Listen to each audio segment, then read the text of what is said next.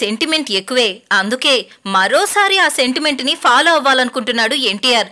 ఇంతకీ junior follow అవ్వాలనుకుంటున్న ఆ sentiment ఏంటి అంటే, గతేడాది రంజాన్ కి యంగ్ టైగర్ తను నటిస్తున్న జనతా గ్యారేజ్ సినిమాకు సంబంధించి ఓ పోస్టర్ ని విడుదల చేశాడు.